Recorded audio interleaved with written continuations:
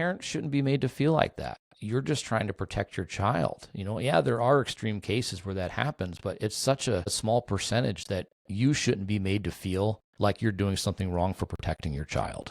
Yeah, definitely. I mean, like back to what you said that it's important to be able to feel like you can open up to people and just having a community, even having just one person that you can talk to about the nitty-gritty details of what's going on with your child. Or, I mean, I've had many times where I've been up all night long just sitting there thinking, what if he just stops breathing right now? Like, it's just, is he gonna drop dead like any minute? That was our first thought when we got the diagnosis that first night was, is Ozzy about to pass away? Like, are we about to lose our son? And that's something that comes up throughout treatment. I think that's something that's going to come up, forever, honestly. But I've definitely, as we got along further into treatment, there's a nonprofit here in Northern California, and it's moms who have created a group chat with each other within the Northern California hospitals who, are all in your area basically. And we talk about the nitty gritty details of what's going on with our children. And that has been literally a lifesaver for me, because there's been times where I've been up at 1 o'clock, 2 o'clock in the morning, and I'm just saying, hey, I'm having really dark thoughts right now. I think, what if Ozzy dies tonight? Or, things like that, to things simple as, hey, Ozzy's having this symptom. The doctors don't really seem to understand what's going on either. Has any other parent experienced this with, this chemotherapy, with this steroid? And someone responds back and says, yes, this is what happened. And it's, oh, great, let me go back to my doctor. And that has been a lifesaver because, it's not something I can talk to my friends about and feel like they can fully understand, but I have an incredible group of women that I can go to and know they will not judge about anything. Many of them have been where I have been. When new parents get a diagnosis, they're able to join this chat as well, and they are coming into, like, your wife says, this very shitty journey, but knowing they have a group of women standing behind them that they can come to for anything, especially in those early stages of diagnosis. Your mind is spinning and your world is stopping at the same time. And that has been a lifesaver for me, to be able to open up about absolutely anything, regarding cancer. So yeah, I think it is really, really important to have it. And just like you have, I have videos and pictures on my phone also of Ozzy that I wish I could share people so they could see the raw aspect of childhood cancer. And like you said, when those doors close at the hospital and it's, time to go to bed, you're hearing beeping machines all night long. I co-slept with Ozzy in the hospital. I had to fight the nurses to get that approved, because Ozzy would not sleep in a crib whatsoever, and I was not going to allow him to sleep without me while he was going through all this. I wanted to comfort him as much as possible. And you have, nurses coming in every hour to do vitals, to give him more medication, to check on him, to monitor him. I was up every single hour changing his diapers, because as the chemo is running through his body, he's excreting it through his diaper, and I did not want him. We experienced some horrible, horrible, horrible diaper rashes at times, and so we were just always trying to make sure we were on it. You don't sleep in the hospital. People know that, but they don't really fully see it, I guess. There's been nights where, one of the nights when Ozzy first started a new chemotherapy, and one of the symptoms was it could cause like low blood pressure, low heart rate, things like that. Um, they had started it at nighttime, and I remember telling my husband, you can go to sleep tonight, I'm gonna stay up. And I remember I finally was able to fall asleep, and I had the monitor right next to the bed, and I would just wake up and I would just stare at it and stare at it and stare at it to watch it. And then I fell asleep, and I remember waking up to like 15 nurses rushing into the room, turning on the lights and screaming at us to wake up Ozzy, because his heart rate had dropped so low. They were worried about him, so we started shaking him, woke him up, and he woke up terrified because he was like, what is going on? And after that, obviously I didn't sleep after that. That was traumatizing. I think even the nurse like felt bad, because she was like, oh, he went to the bathroom. Here, mom, lay down, let me change his diaper for you. Like, I'm sorry, his heart rate just dropped too low and we needed to check on him. And I was just like, oh my gosh. But you always have to expect the unexpected with childhood cancer and being in the hospital. There's been times where he has done a therapy treatment that he's had many times before without any incidents or anything. Um, It was right before his first birthday, and I was holding him, and I just looked down at him, and his legs started getting a little rash, and then all of a sudden he started turning black and blue.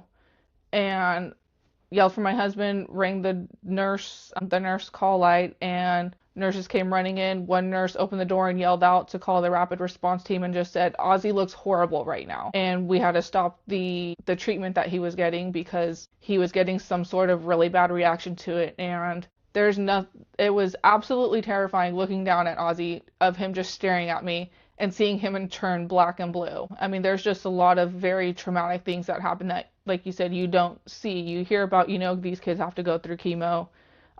Ozzy, with his treatment, he gets a lot of spinal taps. Like, I can't even count how many spinal taps he's had. It has been so many. I actually have like a chart going, so the end of treatment I can really tally it up and see. But I remember the first few times of having to hold him while they pushed in the anesthesia, and he would go limp in my arms from the anesthesia, and once I would leave, I would just start bawling because the feeling of him just losing all control of his body and just going to sleep in my arms was something I did not like whatsoever. That's something you have to do also with childhood cancer. And yeah, there's definitely a lot of nitty-gritty stuff that you can talk about, but nobody wants to hear about it. I don't want to hear about it. I don't like to see it, but I know that's the reality. And, anything to be able to, whether it's, raise more awareness, raise more funding for treatment so we can find better treatment for them to not have to do these, crazy chemotherapies that are going to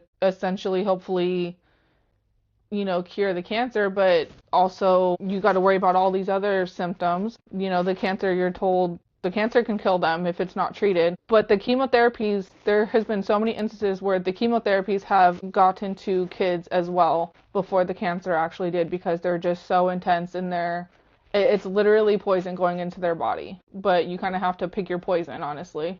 Yeah.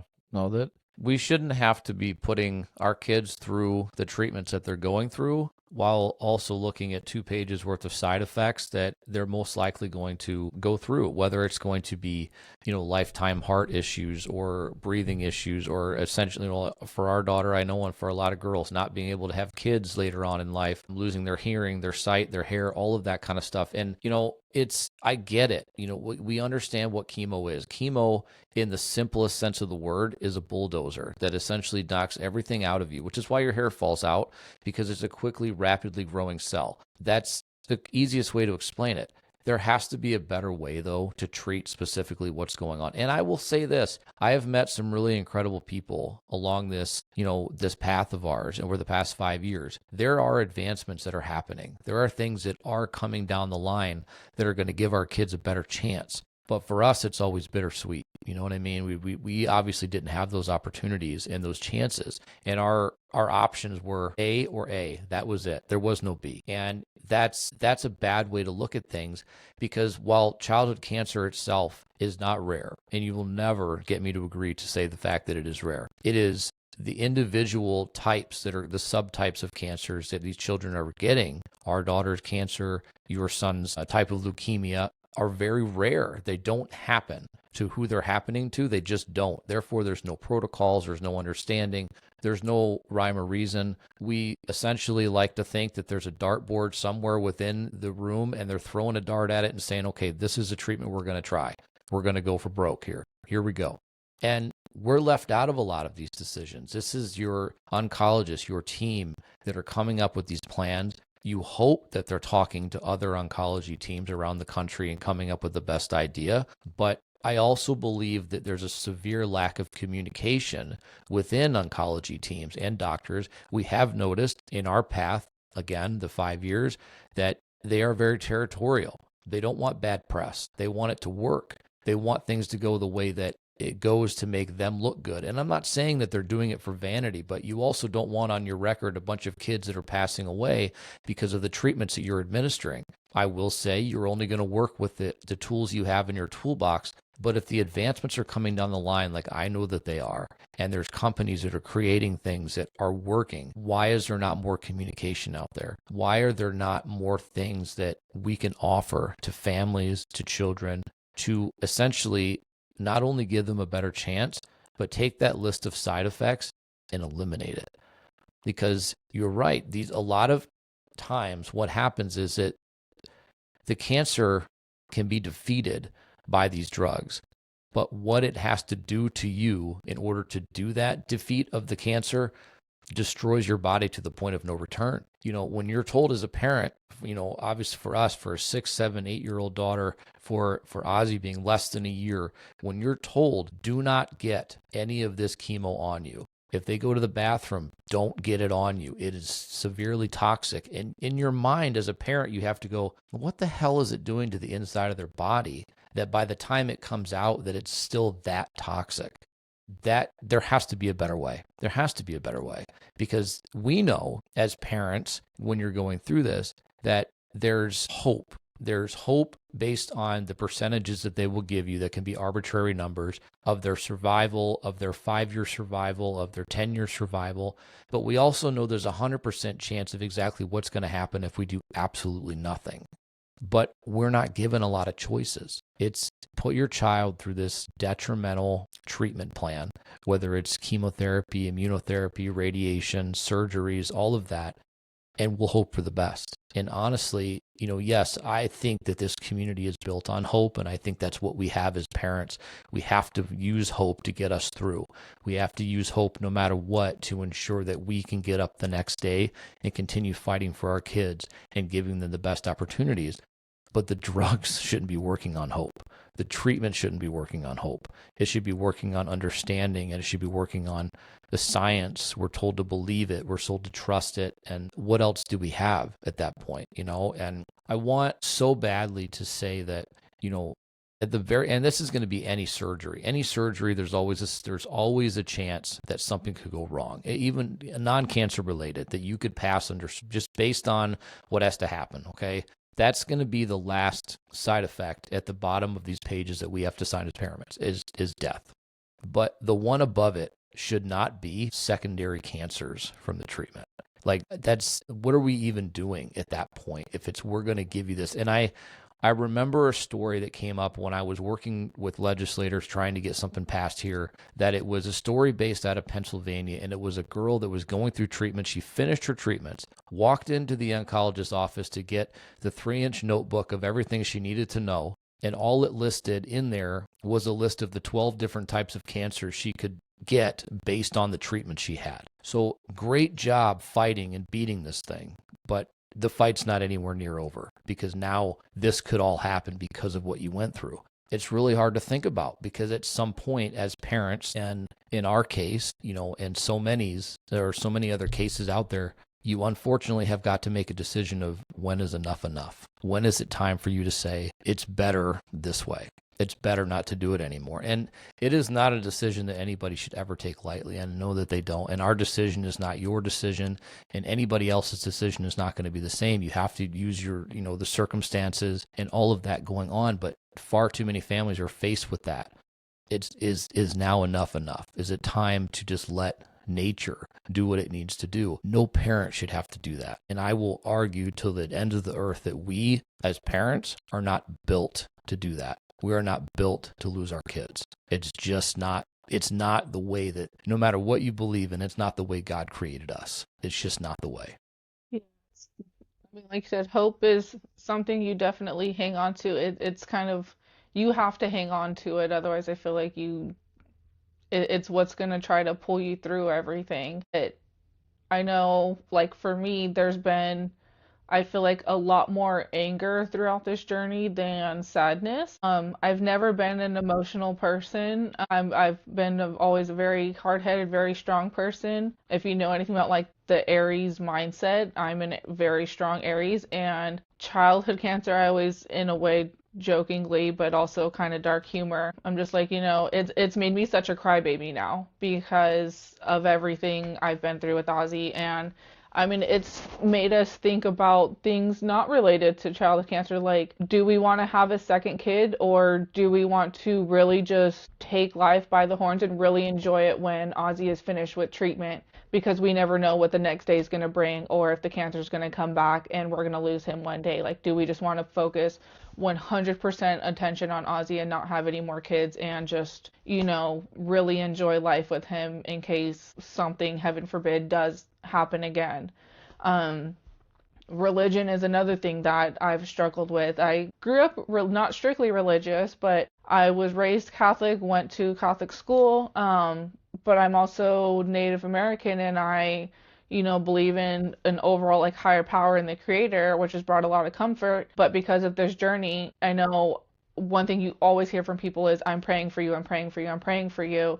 And that's great, but I'm also have struggled a lot with if there really is a God, like why the hell would he put my kid through something like this? Why would he make me have to understand that one day I might lose him to this disease or to chemo or whatever it may be? Like, why would he put my kid through so much pain? And I have had to hold Ozzy down while we do dressing changes, while he's screaming in pain from fevers and while he's been so tired, but he's thrown up from chemo that his eyes were still closed while he's sitting there projectile vomiting.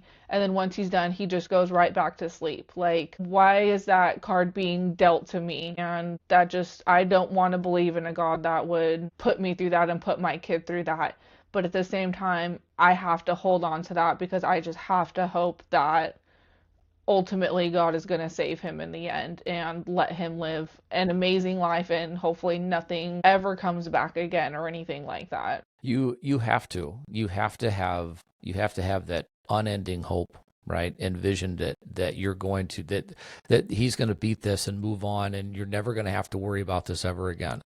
I will absolutely say that I didn't grow up as super, religious. I know, we went to church, holidays and Sundays and stuff like that, but it wasn't like a super religious household. My kids all went to Catholic school, and one of the very first things that I asked my daughters when within a few days or right before our daughter passed, I said, "Are you going to question God? Are you going to question faith if she passes?" And I think it was a super simple yes. And I think I did too. Absolutely, you question your faith. As a matter of fact, I think maybe my third episode of this podcast ever was the faith question. Like, why, there's obviously memes out there. There's the quote of he only gives us, the strongest battles to the people he knows he can handle it. And it's like, I don't want to be that strong then.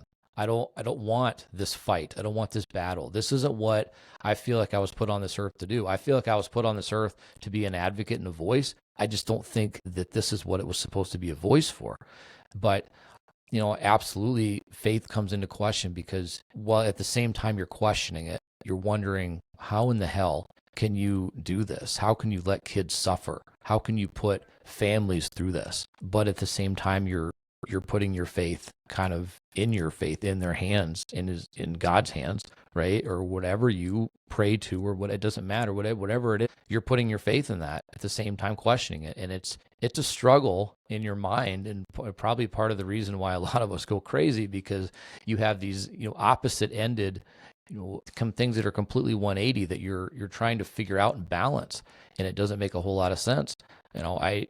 I don't know what the right answer is. Honestly, I think, I've had time now. I've had 4 years now to come to terms and be at peace with things and stuff like that, and realize that, for us, I feel like JC was on loan to us. I feel like she was put here to put us on a path to make a difference in this world. We were never meant to have her forever. And I think that's kind of what gets us through, because otherwise we would be angry all the time, I think. And I've had a lot of that. I still am angry at doctors, and I'm angry at the system and politicians, for one. They're on top of the list. I'm angry at a lot of these people, but I also realize that anger is not going to get me anywhere. I've got actions, the only thing that's going to do it. But yeah, that question is the faith question is very hard, because you are fighting the same, I think, the demon inside your head.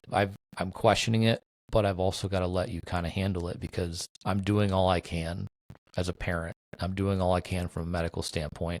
I just need you to guide him through so that, we can have a long life and never have to worry about it, and joke about it later. We'll joke about later, whatever you have to, I mean, honest, comedy can sometimes can just break up a whole situation. And no matter how bad it is, you have to laugh about it. My daughter was really good about that. They never let it change their personality. They never let it define them.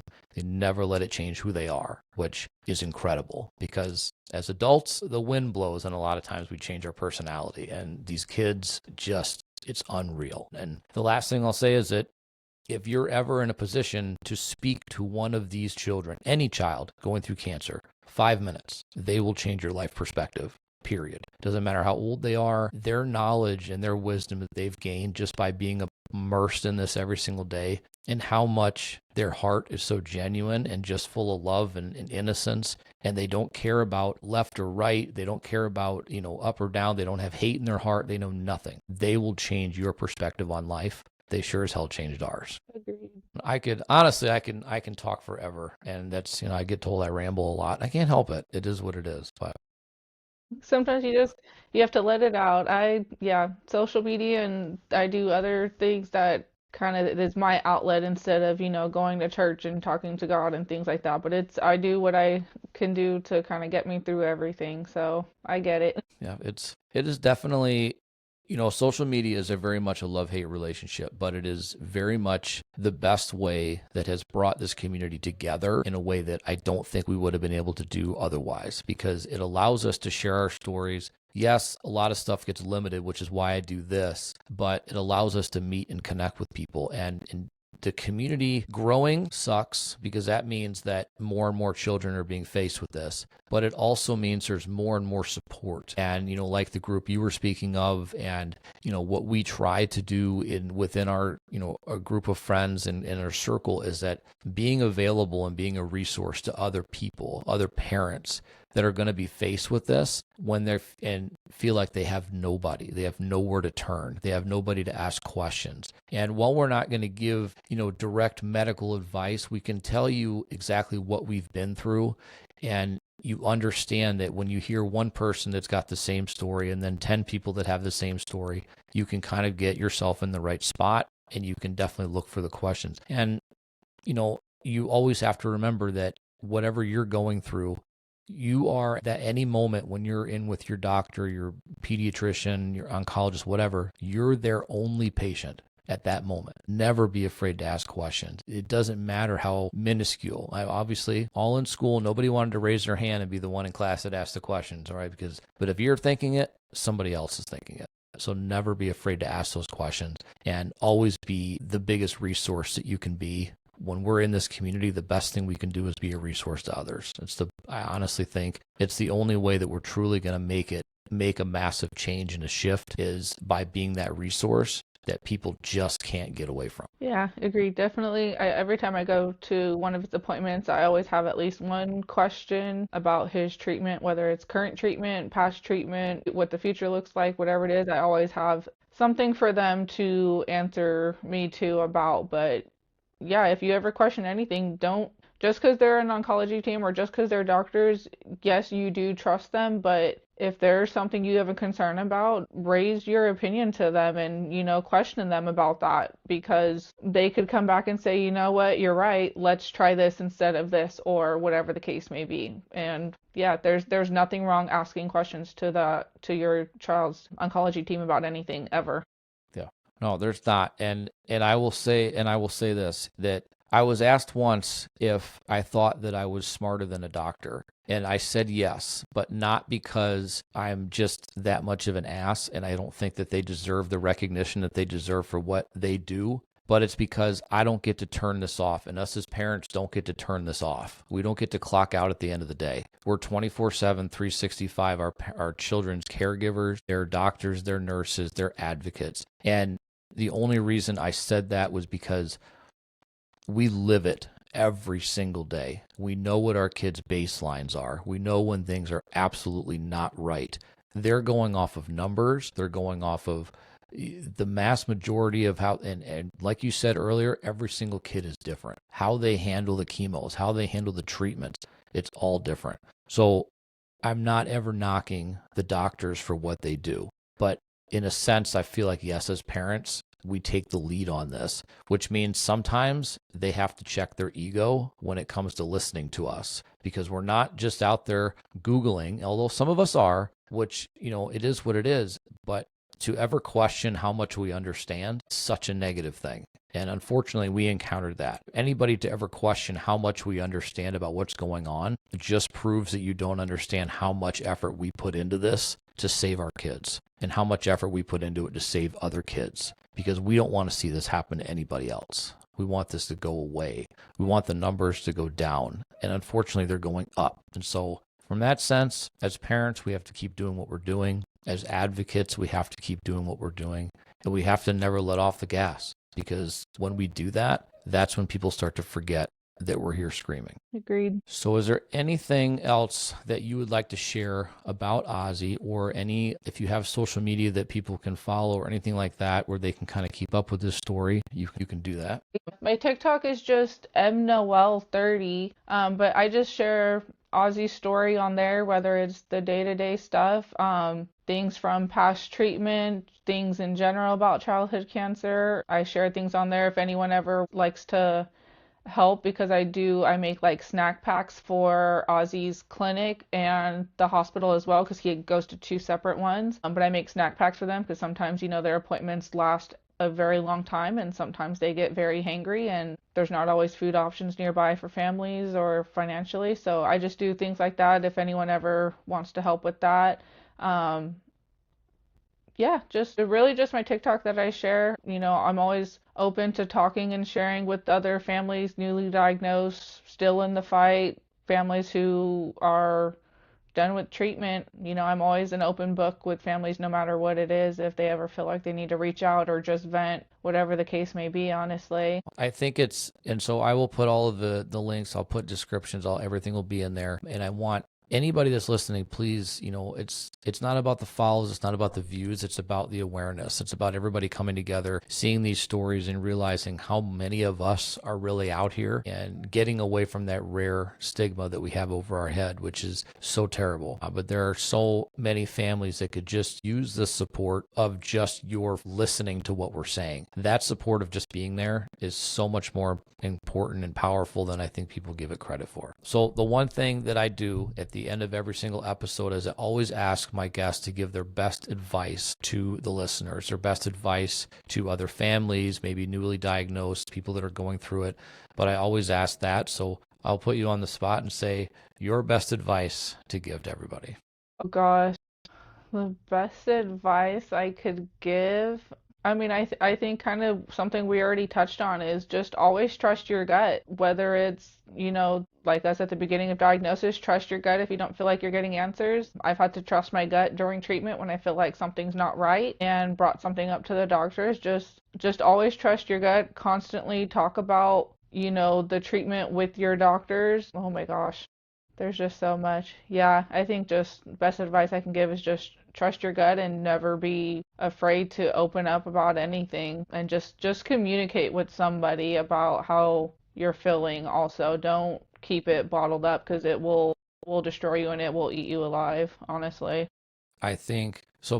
That is probably the greatest advice ever. Number one is always trust your gut, and especially the mama gut, which is never wrong. Okay. If there's something that you feel that is not right, that is off even a little bit, say something, bring it up. Don't think it's insignificant. Don't think it's too small. No, if it's something that doesn't look right about your child, which their baselines, trust what you feel inside and bring it up. Say something, go to the clinic, go to the ER, whatever you have to do. Always do that. And just never be afraid to speak up. Never be afraid to advocate. You are your child's biggest advocate. That's all there is to it. You are the only one that is going to be there to speak for them, to give them the voice that they absolutely deserve, especially when they're super young and they cannot speak and tell you what hurts and what doesn't feel right and all of that. You've got to be that advocate. And in the end, yes, it's going to be difficult, because, I like to be, I'm going to say I like to be non-controversial, but that's not true at all. I like to be controversial because I think that's the way that we get people to listen. I think you have to bring up topics and things like that. But when it comes to approaching your doctors, your medical team, any of that kind of stuff,